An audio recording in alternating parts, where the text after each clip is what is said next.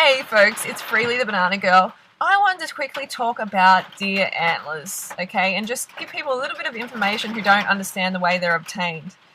Firstly though, I'm just telling you where I am at the moment. I'm waiting for Harley, who's doing a 24k running race in the cold, in the rain, and like the conditions are just very, very cold. So I thought I'll make a video. And you know, the deer antler subject is really close to my heart, and I know I've been talking about it a lot lately. It's because it is important. You know, we have to speak up whenever we see an animal suffering. Some people have said to me, why don't you go after the big guns? You know, why don't you go after Monsanto and McDonald's? And I do. I do that too. But if something's happening in my backyard, so to speak, like in the raw food movement, I'm going to go after that. Definitely.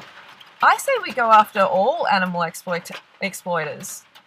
Okay, I really think they all need our attention. One animal suffering is too many. So that's why I am going after this so passionately.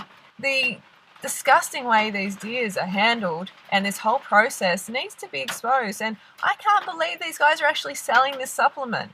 It is, to me, it reminds me of, you know, when the elephants get their tusks removed. Okay, the deer is still alive, but wow, there's some serious mental and physical damage done to the deer. Because I was reading about bucks and how attached they are actually to their antlers. Like, obviously they're attached to them, but especially during the velvet stage, when the velvet is forming.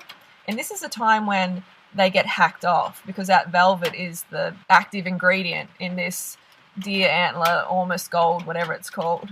So that time, the buck is really, really attached to his antlers, and if you see him fighting, he will not use his antlers. He's protecting the velvet. He will use his hooves. If he's running through the forest, if he's socializing, he's very protective of his antlers. He will not knock them anywhere. And it got me thinking, like, wow, you know, how much psychological damage is done to the deer after having his velvet antlers removed. Imagine that. He is so protective of them. He is so attached to them. It's kind of like forming his identity, and someone comes along and just hacks them off. We don't think about the psychological impact. We don't think about that at all. We're just like, oh, you know, there's physical damage, but how do we know how that is affecting him on an emotional level?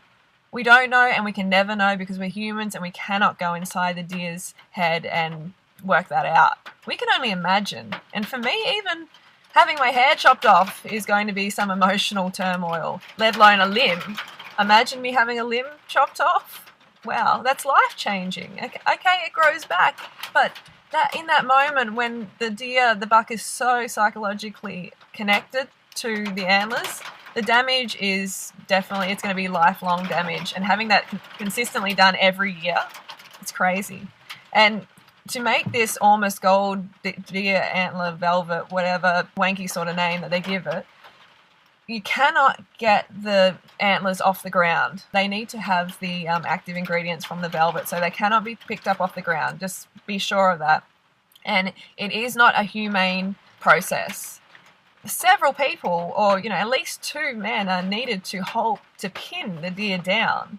They're injected with chemicals, and then a saw is used to cut it, like a bone. Like you would cut any bone, a saw is required. That is never humane. Never, ever humane.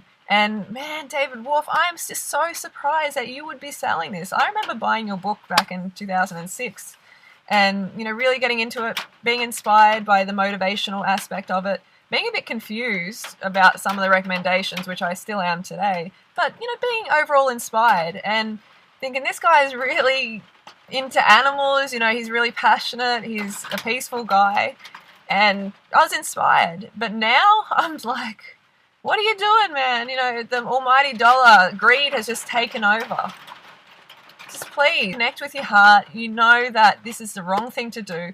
And for me, like, these guys can be courageous now and step up and go, okay, I'm going to take this off the list. You guys are right. I mean, you don't even have to say you guys are right, of course, but I think that would be really courageous, and I would have so much more respect for them if they did that. And I'm sure a lot of other people would as well, because we're up to about 10,000 signatures.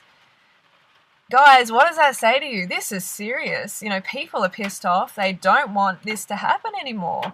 They're passionate about it. This is disgusting. You know, don't claim to love animals on any level if you're doing this. That's all I have to say today, and I want you to know that this is not a humane process and your voice is needed. Thank you for all the videos. The videos have been amazing. I'm going to make a video where I, you know, splice in everybody's video and do a whole big video. I think that's going to be powerful. So I will see you next video, and keep those signatures coming.